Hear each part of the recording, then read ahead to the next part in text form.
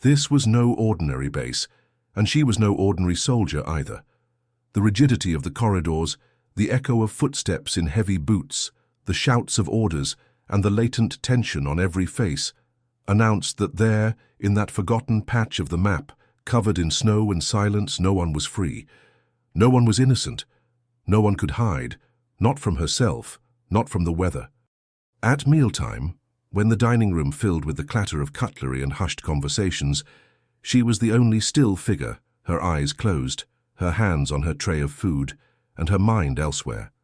Her face betrayed neither hunger nor haste nor fear, just presence. This unnerved others. How could someone seem so whole in a place designed to break the spirit? How could she be so centered when everyone else was on the brink of madness?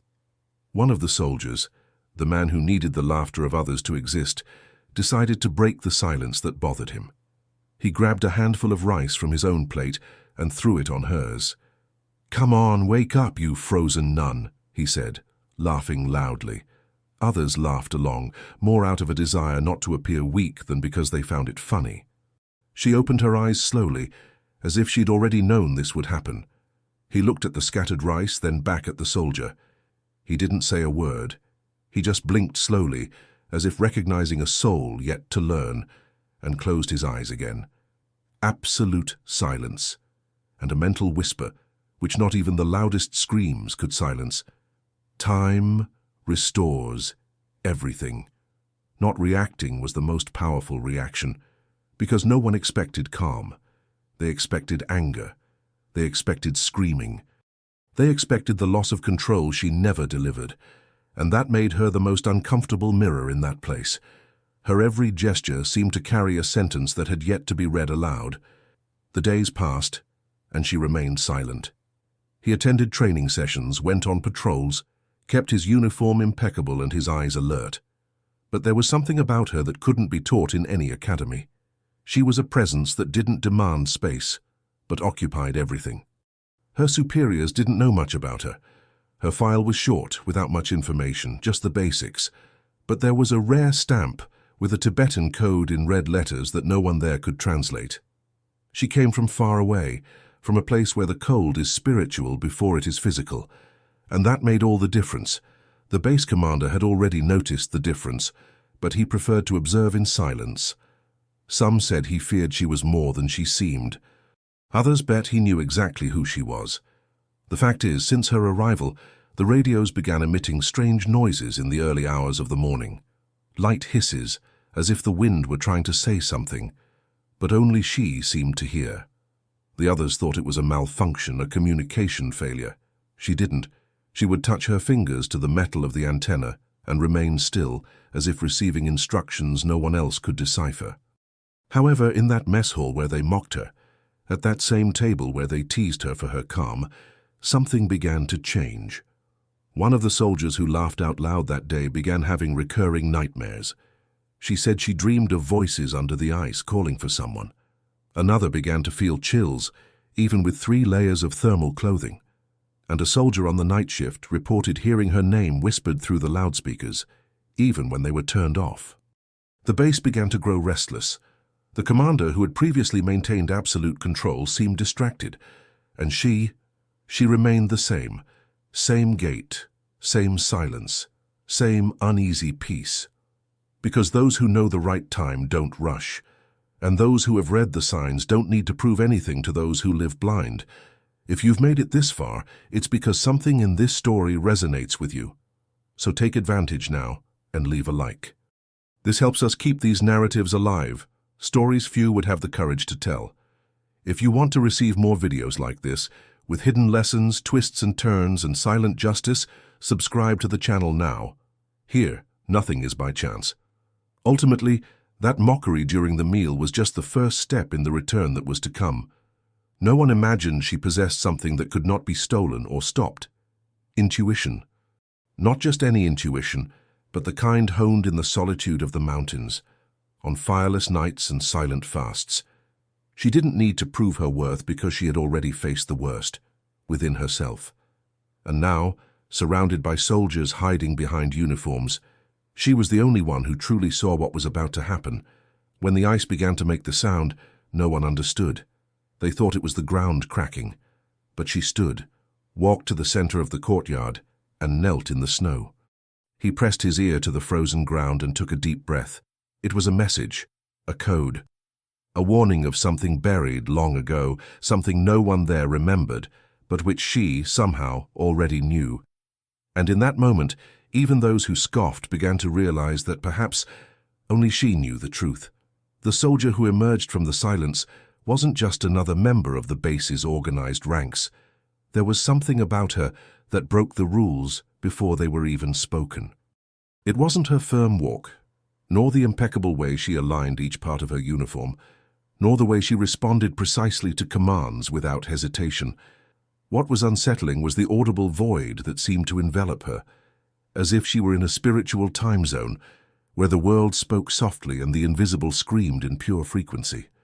She didn't say where she came from, but her every movement carried the precision of someone who had already passed the extreme of existence. An extreme that the other soldiers would only simulate in training. They said she'd been to Siberia, but there were no records, no mission, no complete file, no detailed report. There was only rumor. But all it took was a look into her eyes for more than 2 seconds to understand that the silence that enveloped her wasn't a flaw. It was a legacy. And every powerful legacy frightens those who've never left the surface of their own soul. When she passed, conversations ceased. No one knew quite what to say, because everything about her suggested that ordinary questions would be an insult. She was the kind of person who makes you reconsider your presence in the room, even without uttering a word. During her rest periods, she remained isolated, eyes closed, sitting on the cold floor as if meditating in Morse code with the universe, and no one dared interrupt, because there was a serene tension around her. As if she were constantly communicating with something others couldn't access. It was as if her body were there, but her mind was somewhere else, older, deeper, more real. While the others laughed at the same old jokes, feigning strength with shouts and the exhibitionism of those who still need to prove themselves, she simply observed, in silence. And this silence was what was most disturbing. Her intuition was sharp. She said things that hadn't yet happened, but when they did, everyone remembered her phrase, her gesture, her steady gaze. The day before a storm hit the outpost, she was already gathering her things to protect from the rain. When the base alarm failed, she was already up ready, before the commander could shout. When one of the soldiers fell ill, she crossed the mess hall with a glass of water before anyone even noticed the pallor on his face. This isn't training. This isn't luck. This is sensitivity. And sensitivity, when sharpened, becomes radar. And that's exactly what bothered her, because those who feel too much expose the blindness of those who live numb. She didn't need to shout to assert herself. Her presence was disarming. Her silence screamed the truths no one wanted to hear. Soldiers who hid behind arrogance, irony, and rehearsed laughter fell silent before her, because she didn't react like the others. She didn't succumb to provocations. She didn't seek approval. She wasn't part of the chorus of those who only repeat what they've been taught. She was. And being, in a world where almost everyone is only concerned with appearing to be, is a revolutionary act. There was something in her energy that banished the superficial. Those who tried to mock her ended up feeling empty before her unshakable serenity. Those who observed her in silence realized they were before someone who had endured inner torments no physical battlefield could match. The troops were trained to withstand physical pain. She was not. She was shaped to hear the invisible pain, the pain born of abandonment, of loss, of truth revealed too soon, the kind of pain that teaches us to see what most strive to ignore. Deep down, she was disturbing because she represented what everyone longed to achieve, but was afraid to admit: connection with instinct, clarity in the face of chaos, courage to exist without disguise. Her past was a mystery, but her eyes didn't ask anyone to believe it. They simply observed. And that look, more than any military resume, said she had already been through things that made that training camp just a repetition. There was no vanity in her gestures. There was awareness. And true awareness is silent, yet powerful enough to make even the proudest general uneasy. When a piece of equipment disappeared from the monitoring room, the soldiers looked at each other, suspicious. but she said nothing. She went to the back closet, opened a compartment and found it hidden there. She didn't point fingers. She simply looked at one of the soldiers and said, "Sometimes mistakes want to be discovered but fear exposure." And she left. That kind of talk isn't learned in training. It comes from someone who's lived amid secrets, codes, losses and memories that don't fit into reports. The troops' egos were beginning to crack. Because she wasn't competing. She wasn't putting herself above others. But her posture, her silence and her intuition made everyone face their own weaknesses. And in an environment where feigning strength is almost a rule, seeing someone be strong without having to prove it is destabilizing. It was impossible to ignore her, but it was also difficult to get close because getting close meant facing oneself, and few were prepared for that. What about you? Have you ever met someone like this? Someone who disturbs you simply by existing with truth, someone whose presence forces you to rethink your own? Share in the comments. When was the moment when someone's silence spoke louder than 1,000 words to you? Before any general knew her name, before any uniform molded her shoulders, she had already been tempered by the icy wind that cuts through the tops of the planet's most silent mountains. She was trained not with weapons, but with the ancient discipline of emptiness. 3 entire years climbing internal steps that only those forged by absolute silence can endure. When many call her cold, it's because they couldn't bear to spend a single winter where she found her true beginning. Tibet isn't just landscape, it's a trial. And it was there, where the winds howl secrets and time slows to a near standstill, that she learned to see the world as it is, stripped of vanity, noise and lies. It wasn't the army that taught her to be vigilant. It was the temple. There, surrounded by monks who spoke little and saw much, she learned that the sound of falling snow has different timbres depending on the weight of the surrounding truth, that the crack of a stone underfoot reveals more about a warrior than any interrogation. And that true strength lies not in shouting, but in the silent presence that alters the environment without needing to impose itself. Those days of meditation at 4 in the morning, barefoot on the frozen stone, weren't punishment. They were a filter that separated the commoners from those ready for something greater. There she was called the Awakened Eye, not out of arrogance, but because she could sense when the master altered, even subtly, the rhythm of a mantra. She could sense the shifting energy in a room before even entering. When other students closed their eyes to meditate, she kept them half open, absorbing every nuance of light, every movement of the curtain in the wind, every vibration around her. She believed, rightly, that the universe speaks all the time, but not with words, with patterns, with signs, and only those who first silence everything within themselves can hear. It was in this place, isolated from civilization, that her karma began to shape itself like heated steel. She arrived seeking answers, but left with better questions. She learned that what most fear, silence, solitude, introspection, is, in fact, the very field where the strongest souls are formed. When the wind blew on the coldest nights, she didn't hide. She sat outside, enveloped in her own mental warmth, feeling that a transcendent perception was being sculpted there. What many would call madness, she called clarity. Because at the top of the mountain, far from any comfort, all lies fall away. The training wasn't physical, but it transformed the body. It wasn't spiritual, but it shaped the soul. Carrying buckets of frozen water up the climb was less about strength and more about humility. Standing for hours before a rock, observing, was less about patience and more about absorption. And listening to mantras in ancient languages, without understanding a word, was less about understanding and more about vibrating. Vibrating with something that precedes rational understanding. She learned to trust impulses that come not from logic, but from attunement, to make decisions before thought formulates the reason, and she rarely made mistakes. When she returned to the so-called normal world, something about her bothered others. She didn't look directly, but saw deeper. She didn't interrupt, but her presence altered the course of conversations. It was as if she carried an invisible truth that made others feel exposed. And perhaps she did, because those who understand silence begin to hear lies more easily.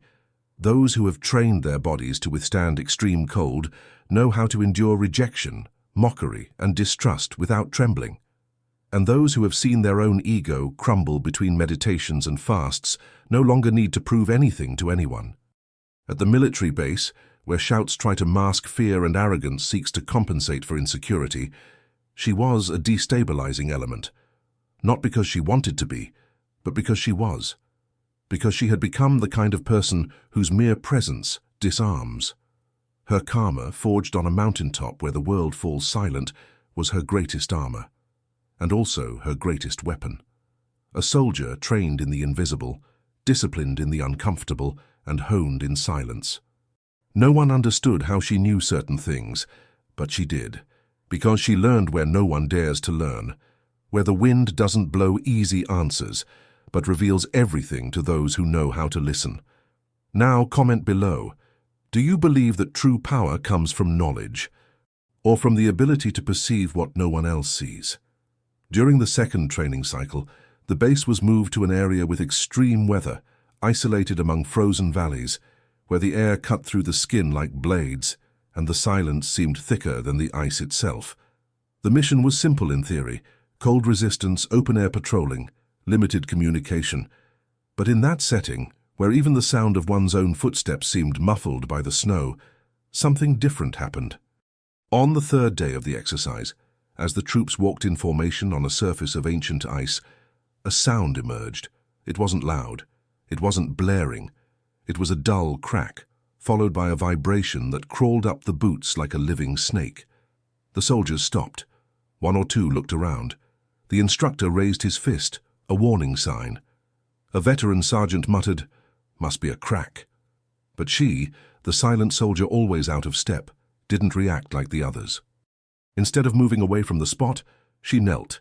Yes, she knelt on the ice, ignoring the protocol that called for immediate distancing in case of unstable terrain. She pressed her ear to the icy surface, closed her eyes, and remained motionless for exactly 50 seconds. When she stood up, no one understood the smile on her face. A discreet smile, but one that spoke volumes to anyone who knew what goes on in the mind of someone who heard something others never learned to hear. She didn't hear a crack. She didn't hear danger. She identified a frequency, a rhythmic pattern hidden in the vibration. It wasn't in words. It was a different language, ancient, primary, a subterranean vibration of sequenced pulses. Most wouldn't have noticed, much less understood, but she did, because that sound wasn't new to her. It was familiar, as if the earth were trying to speak something that only those who have experienced things that can't be explained logically could understand. In the secret archives she'd gained access to years before, there were records of acoustic phenomena in zones of eternal ice, where vibrations did not follow seismic patterns. Some of these vibrations carried codes, others, voices distorted by time and the pressure of the crust. She had trained to recognize these anomalies, but she never expected one to appear there, in the middle of a seemingly simple exercise. And yet, there it was. A pulse that began with 2 short beats, a long pause, then 4 beats in decreasing rhythm, followed by a silence laden with tension. She knew it was a message, and what's more, she knew how to translate it. Not with words, but with meaning. It was like reading the movement of a forgotten dance, like understanding a language that had never been written. The vibration was saying something, and she grasped it. Something was approaching. Something the ice wanted to reveal, but which could only be heard by those who dared to kneel and listen to what the world whispers when others are too busy marching. The troop was instructed to change course. The commander didn't trust the terrain's integrity, and the order was clear: move away from the risk area immediately. She hesitated, but obeyed. Not because she believed the order, but because she knew it wasn't yet time to say what she'd heard. Explaining it would seem delusional. The ice spoke to me isn't something recorded in official reports, but she knew that this wasn't an isolated event. It was the second signal. The first had come with the frequency in her headphones. Now the frozen ground vibrated the same code signature. It wasn't a coincidence, it was a sequence. At dusk, while the other soldiers tried to warm themselves in makeshift tents, She walked to a rise where the snow was less thick. She buried her hand in the earth and pressed her fingers together. The cold burned, but it didn't matter. She closed her eyes and felt the vibration again, less intense, more subtle, but present. And then, in a flash of memory, she remembered an ancient manuscript she'd read in the sealed archives, which spoke of regions of the planet that emitted signals undetectable by satellites, but which could be perceived by those trained to feel, not just hear. A warning? An invocation? She didn't know yet, but the frequency of the ice didn't lie. And she knew it like someone who recognizes their own voice. In the following days, the site was cordoned off by order of her superiors. Official reports claimed geological instability, but she knew other types of instability were at play. They weren't tectonic plates. They were layers of information, voices buried beneath millennia of silence, and she was beginning to decipher the origin of each one. When they returned to base, the commander called her into a private meeting. He wanted to know why she had knelt, why she had disobeyed. She responded with only one enigmatic phrase: "The ground speaks before it cracks." The commander laughed dismissively, but wrote it down.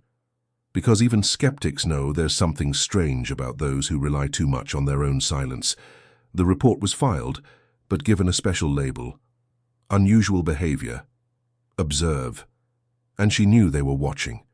And that was exactly what she wanted. Because the next sound wouldn't come from the ice nor from the waves.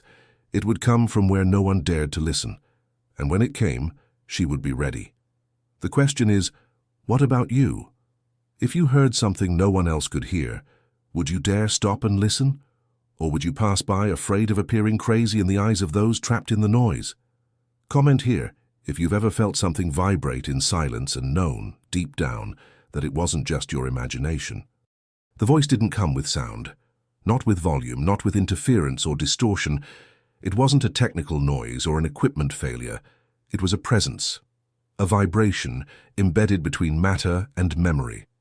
That dawn, when all the soldiers turned off their headphones upon hearing the hiss that cut their ears like blades, she did the opposite. She pressed the headphones tighter against her head, closed her eyes, and took a deep breath. This was what she had been waiting for. What no one else could bear was what called to her, because she was born to hear what others couldn't bear to hear. And in that ancient frequency, lost beneath layers of oblivion, pain, and dry earth, someone, or something, spoke. Or rather, implored. Not with phrases, but with a kind of living memory that invaded her, as if it were her own. At the exact coordinates where the sound came from, there was a field that had never been used. Officially, it was a deactivated area since the Cold War. But there were marks on the ground. Not footprints. Marks of something buried and more than that sealed, as if someone years ago had hidden something there not to preserve it, but to make the world forget, and forget it forever. She walked to the exact spot where the frequency pulse was strongest. The earth seemed to pulse, the wind grew denser, and time there seemed to pause. Certain it wasn't the first call, she knelt, placed her hand on the ground and let her entire body vibrate with that silent echo. There were no words, but she understood everything. Because it wasn't about language, but about consciousness. The consciousness of those silenced before they could scream. The capsule wasn't padlocked. It didn't need to be. Anyone unworthy would never find it. Anyone without the same frequency in their bones would never be able to feel it. It was like a tomb without a name, but inside were records, not on paper, not digital, but in particles. Fragments of memory that activated at the touch of someone who already knew grief without having died. With every second she held her hands on the object, more images invaded her mind. And they weren't from now. They weren't from this war. They were from before, long before, of soldiers who had been sacrificed for knowing too much. Of civilians who had been wiped off the map for discovering what they shouldn't have. Of voices that cried out for justice when no one was listening. And all these voices, now, were asking for the same thing, that she not be silenced. She stood up, not with fear but with a mission. This wasn't mere interference. It was a cry for help from deep within history. And she was made to respond. She returned to base as if nothing had happened. Her path was firm, her gaze serene. No one noticed. No one ever noticed, but something in her face had changed, as if she'd returned from a mass funeral where every tombstone held a story no one dared tell. And that was what she would do. She would begin recording. Not in official reports, not in system files, but in codes, frequencies, subtle signals that would go unnoticed by the eyes of the ignorant, but would be deciphered by the few who still had the soul to hear. The next day, one of the tower's devices picked up a faint interference signal. The operator thought it was a glitch and reported it to the technician, but the technician found nothing, no errors, no bugs. It was as if the system had received a message it didn't want to read, only to feel. Stored within the frequency were digitized voices that, when heard through ordinary headphones, sounded like noise, but to those sensitive enough, they sounded like whispers from the past, unrecorded stories, buried truths, and she knew that from that day forward she was no longer alone, because those who had been silenced were back, and they were using the only weapon they had left, memory. She began to walk the corridors more slowly. She observed the paintings in the base, the names carved into the walls, the forgotten medallions. With each name read, a vibration arose, as if the echoes were connecting with her, as if all those who had been forgotten had chosen a channel to manifest themselves. And she accepted. She knew her presence there wasn't just for training. It wasn't to follow orders. It was to reopen old wounds, not to bleed, but to expose. Because what isn't exposed repeats itself. And all of it was about to repeat itself. The same mistakes, the same silences, the same orders given in the dark. And she wouldn't allow it. Not while I had breath. What no one knew was that the entire base had been built on the ruins of an operation that was never officially acknowledged. A mission that ended in tragedy and was erased from the archives, but not from the frequency, because everything that has energy has memory, and everything that has memory can one day be revived, even if disguised as noise, even if camouflaged as technical interference. She didn't need to explain this to anyone. You just had to keep listening, keep deciphering, and when the moment came, act. Because unlike the others, she didn't need proof to believe. She felt. And what you feel is never lost. Now tell me, have you ever felt like something invisible was trying to communicate with you?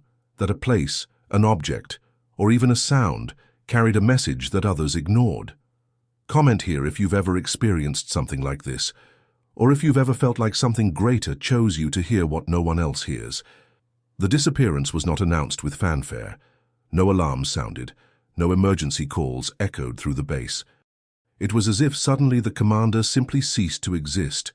1 minute he was there, analyzing reports, organizing tactics, issuing orders with the coolness of someone carrying the weight of an entire hierarchy on his shoulders. The next, his post was empty. His office was locked from the inside, but no one was inside. The bed was made.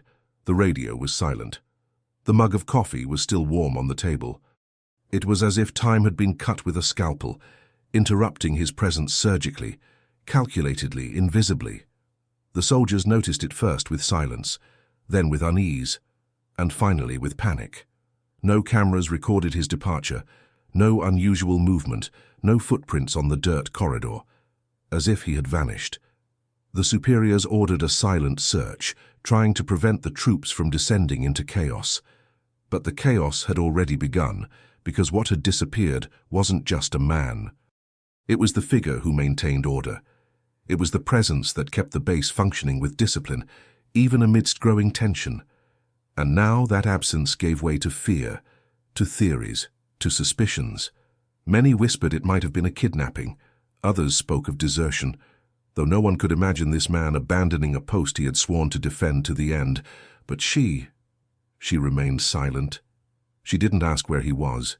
She didn't feign surprise. She didn't pace back and forth searching for answers. She just observed. She analyzed the other soldiers' behavior, the tone of their whispered conversations, the way some tried to hide their fear by exaggerating their courage, as if trying to deceive their own instincts. But hers wasn't fooled. She had already heard something, not with her ears, but with that other sense only people like her possess.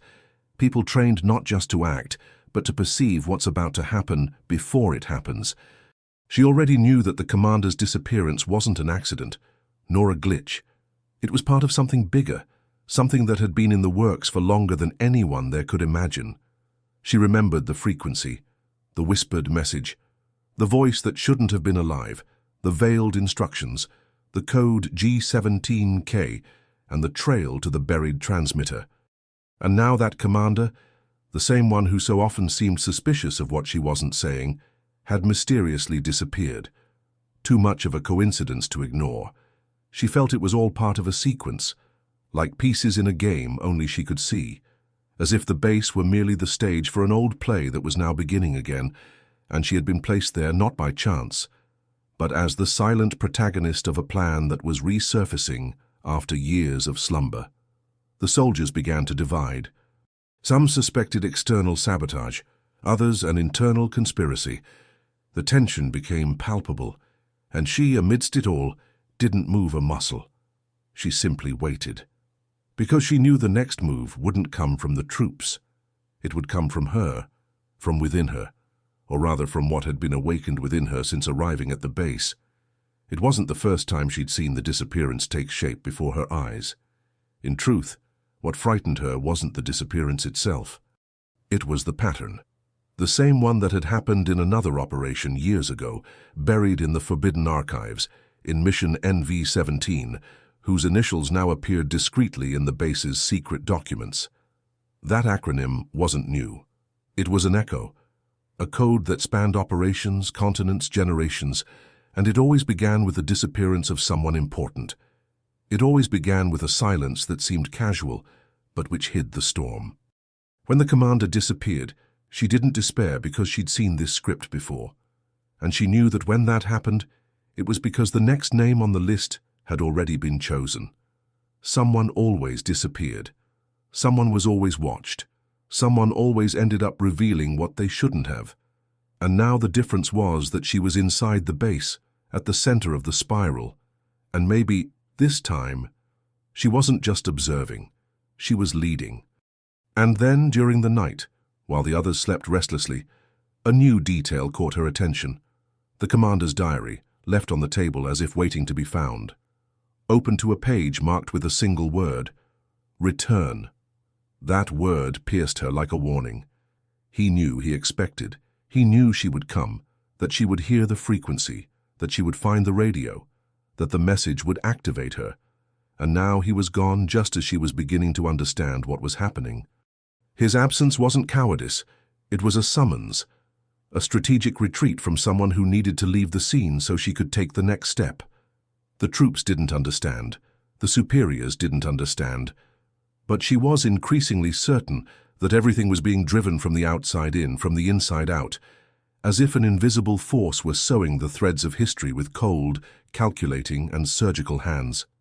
And the commander, maybe he wasn't dead. Maybe he'd been removed. Or had removed himself. Maybe he knew the real mission wasn't to lead the base, but to prepare the ground for the return of something greater, something she now represented. And if that were the case, the question no one dared ask began to take shape between the lines of fear. Would she be the next to disappear? Or the first to reveal herself? Now tell me honestly, if your mission leader disappeared without a trace, and only you seemed to understand what that meant, would you follow the trail or pretend you didn't know anything? Leave a comment. Are you the type to obey or the type to discover? Her fingertips were red, almost purple, from exposure to the biting early morning cold. But even so, she continued.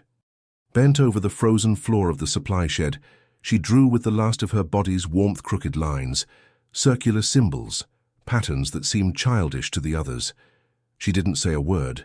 She didn't need to. Her silence already carried a weight no one on that base could bear. But someone saw. One of the soldiers on the new patrol, one of the few who hadn't yet learned to mock her behind her back, approached silently. And when he saw the symbols scrawled on the thin layer of ice covering the ground, something stopped in his tracks. The others would have laughed. He didn't, because he recognized it.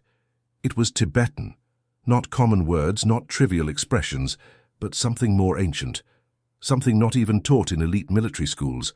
A dialect used by monks in the Gyansi region, adapted by silent orders into spiritual warnings of war. The message was clear to those who knew the codes. The cycle has closed. The debt will be collected. And that, coming from a woman who never spoke, who never became emotional, who never raised her voice, it was like a punch in the gut to anyone who still had a conscience. The soldier didn't tell anyone at first. He simply walked away, wide-eyed, feeling the spiral of something greater forming around him. She didn't look at him, but she knew she'd been read. This was part of the plan. The message wasn't meant for the blind masses at the base. It was meant for the few who still had the sensitivity to understand that no war ends on the battlefield. Some continue, invisible, like shadows that creep through decisions, through orders issued without conscience, through names erased from reports. And that base, that specific base, was the altar where one of those shadows still danced. The same patterns of the past were returning. The same noises in the early morning, the same sensor failures, the same incomplete orders that preceded the fall of Unit NV-17. She no longer needed proof. She needed witnesses. The soldier began to change. He stopped laughing with the others. He began to observe the way she observed. He began to sleep with his rifle closer to his body. He felt himself being pulled toward a gravitational center most preferred to ignore. And the more he listened, the more he remembered the stories his grandfather told about the Drepung Temple, where ancient monks carved symbols in the ice to foretell invasions, not human, but spiritual. It seemed like a fairy tale. But now, faced with what she scribbled with her wounded fingers, it no longer seemed absurd. It seemed alert. It seemed like a countdown. The other soldiers thought she was just another outcast. A piece off the board, placed there to fulfill some quota or to be forgotten amidst the structure. But the truth was, she saw more than anyone. Because she had seen before. She survived the collapse of a unit that should have been invincible. She returned with eyes that no longer slept, and now she wrote in forgotten codes because she knew she couldn't trust modern words.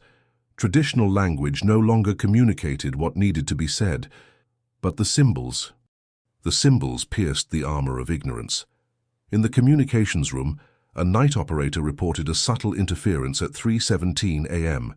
He said it sounded like an inverted echo from the base itself, but no one paid attention, except her. At that moment, she rose from the frozen ground and looked to the sky as if knowing something invisible had already landed. She wasn't seeking recognition. She wasn't seeking revenge. She was seeking balance. The message on the ice was just the beginning.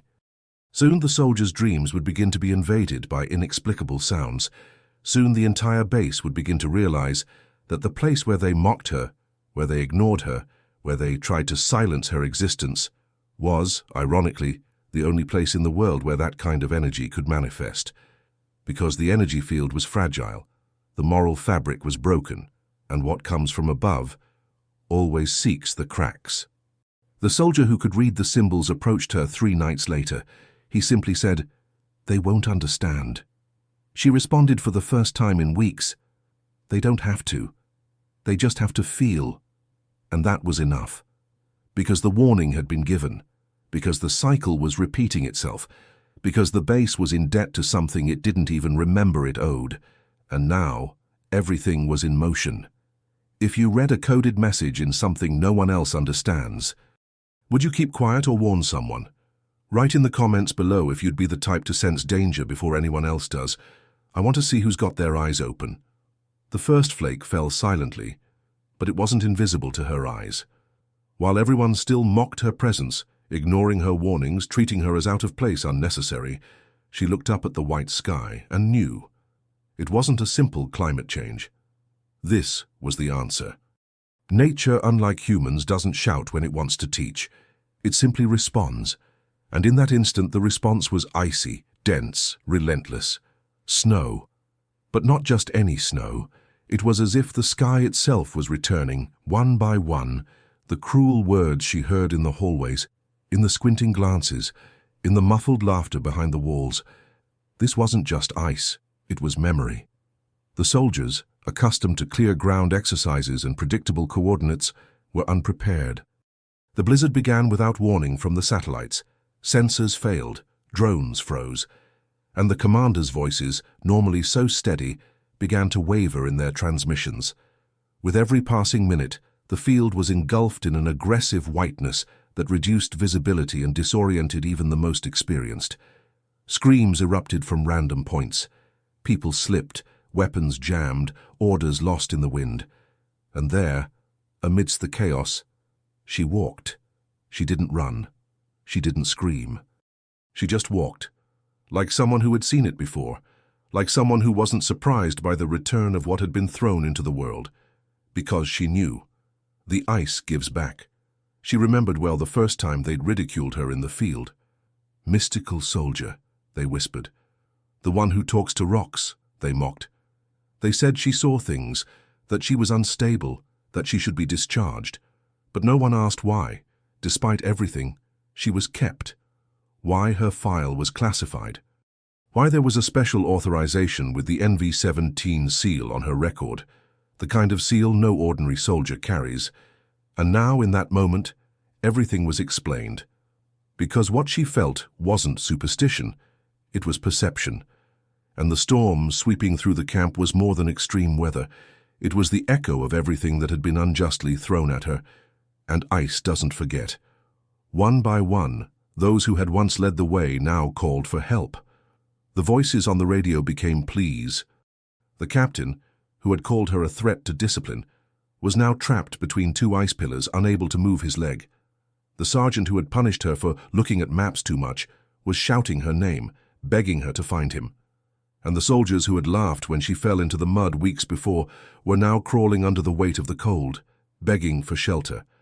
But she didn't shout back. She just walked, because she knew what was coming next. The sound of the wind wasn't just noise. It was a pattern. There was rhythm, like an ancient song sung by the universe itself, a melody of return, of silent justice. And while many shivered from the cold, she simply closed her eyes and listened. Each gust was a reminder, each whirlwind, a return. Those who spat venom now tasted the same flavor, only in a different guise.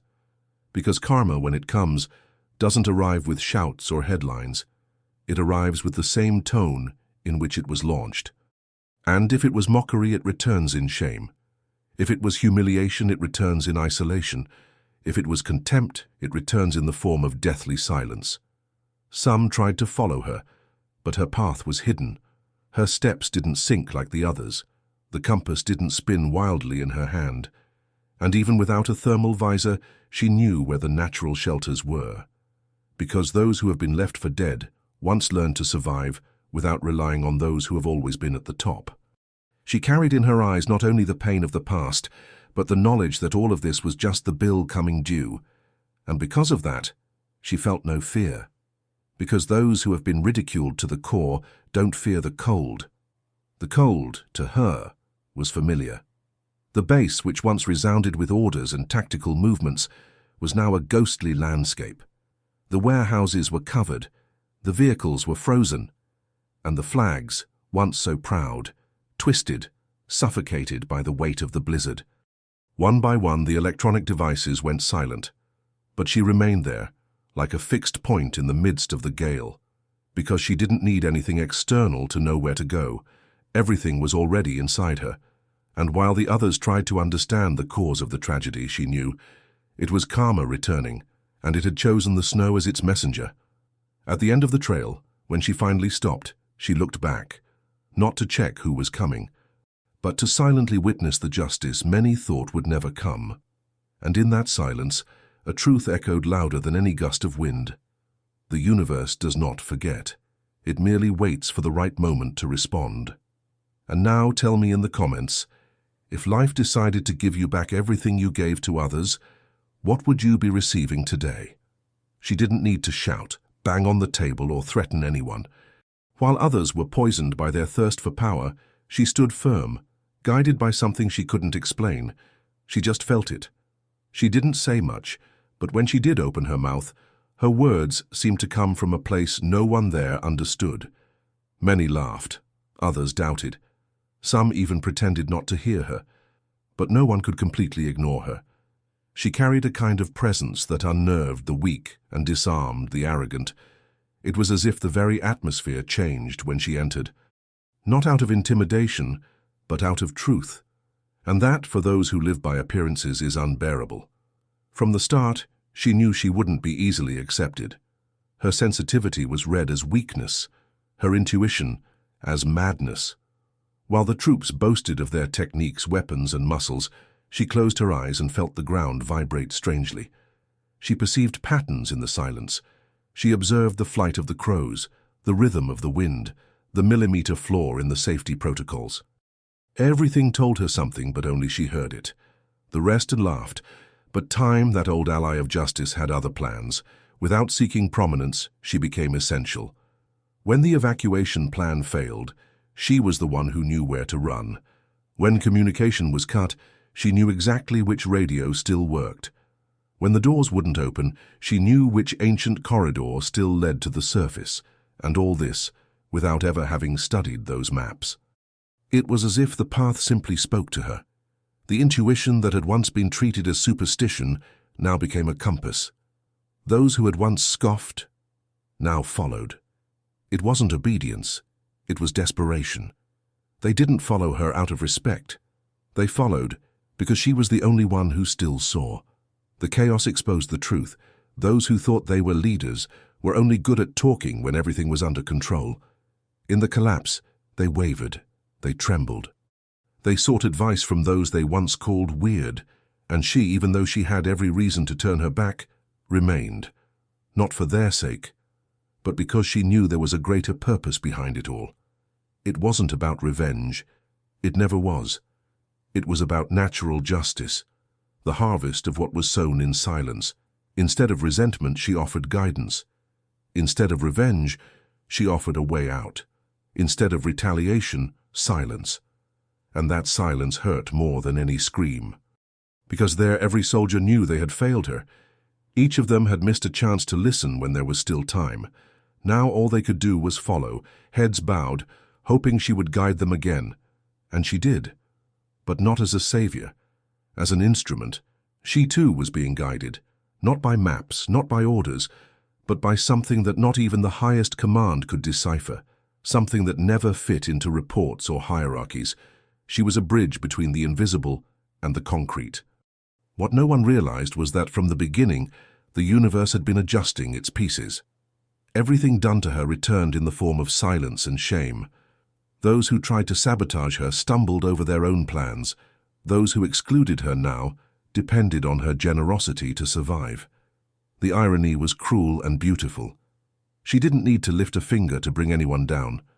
The fall was internal, the shame spontaneous. The leaders fell without a push.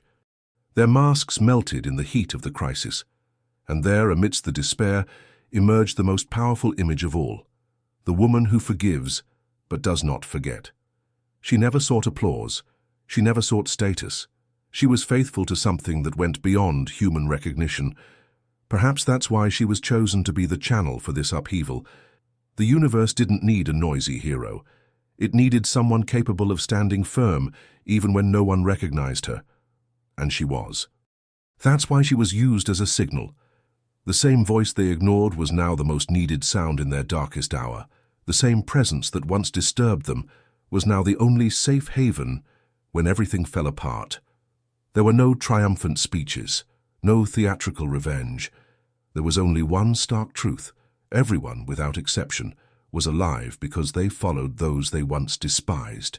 And this was recorded, not in the base's archives, but in each of their memories. They would never forget the feeling of looking at her and knowing they should have acted differently. But now it was too late. She didn't demand it, but neither did she forget. She moved forward, guided by something none of them would ever understand. Fate, after all, has its own sense of justice, and sometimes it chooses its quietest instruments to teach the most profound lessons. Now tell me, would you have this same attitude? Or would you let your ego get the better of you if you were in her shoes? Comment below honestly, and be careful, because your answer might reveal which side of history you'd be on if all this happened to you. Dawn that day felt different. The air was clearer, as if the forest surrounding the base had breathed a sigh of relief after years of silence. The military installation still trembled with the echoes of what had happened there. Not an attack, not an official operation, but something older, denser, finally dissolved. There were no sirens, no more orders, just a strange, calm silence. The soldier walked through the now empty corridors with firm steps, as if she knew she had accomplished something not even her superiors would understand. She didn't smile. She didn't cry. She just moved. On the mirror in the barracks, she left a message. Written with the tip of a dry marker, almost like a visual whisper, "No one escapes what they build. The ice only reveals." Anyone who entered later wouldn't understand, but those who were attentive to the frequency would. For weeks, the extreme cold seemed to hold something. A code, a presence, perhaps even a dormant justice. Something that screamed within the frozen walls, like a trial being postponed. And it was only when she arrived that the pattern manifested itself. The sound of the radio, the intermittent glow of the lights, the eyes of soldiers who began to have nightmares of events they had never experienced. It was as if the steel and concrete structures of that base had, for years, harbored an ancient consciousness, not human but linked to human error. The commander, the man who always seemed to know more than he was letting on, disappeared without a trace. No final message, no evacuation recorded, no cameras captured his departure. What many didn't know, however, is that he was part of the experiment. He didn't command the base, he was the base, a link between what was buried there and what the world was never meant to discover. When she deciphered the final frequency, when she managed to align the signals, what was trapped in the frozen cycle of that place was released. Not a creature, not a weapon, but a truth. Something that transcends documents, files, or transmissions. And that's how justice was served. Not with trials or tribunals, but with revelation. With the ice revealing what was previously invisible. What time tried to bury, the frequency brought to light. What the reports omitted, radio silence confirmed. What the troops ignored, they heard and faced. Not for glory, but because I knew I couldn't run from my own story. Because all of this, in a way, was part of who she was. And what remained at the base after her departure wasn't just a trail of footsteps. It was a lesson that resonates for anyone who believes they can manipulate the truth without it ever finding its way back. There are places where time bends, where the cold isn't just temperature but memory, where every wall holds a secret, and every secret pulses like a heartbeat within the earth. She knew this from day one, not because you read it in the reports, but because she felt it. Because she carried the frequency within herself. She was part of the experiment. And at the same time, she was the rupture in it. The soldier whose name was unnamed in the records, but who was in every wiretap. The one who survived the fall of her original troop and returned not as a victim, but as a key. Now as the winds blow between the abandoned warehouses and frost covers the tracks as if nothing had happened, the base slumbers. But justice remains awake. Because there are things that man tries to bury, but that time and cold always bring to the surface. And in this case, the frequency has ceased. Not because it was turned off, but because its mission was accomplished. If this story touched your mind or made you reflect on the weight of the choices we leave frozen in time, leave a like right now. And subscribe to the channel, because in the next video we'll reveal the true meaning of the symbol carved into the bottom of the capsule found underground at the base, a code that connects not only this experiment, but all the others scattered around the world. Are you ready to discover what's still frozen, but about to awaken? Then turn on your notifications and get ready. The next revelation has already begun to be decoded.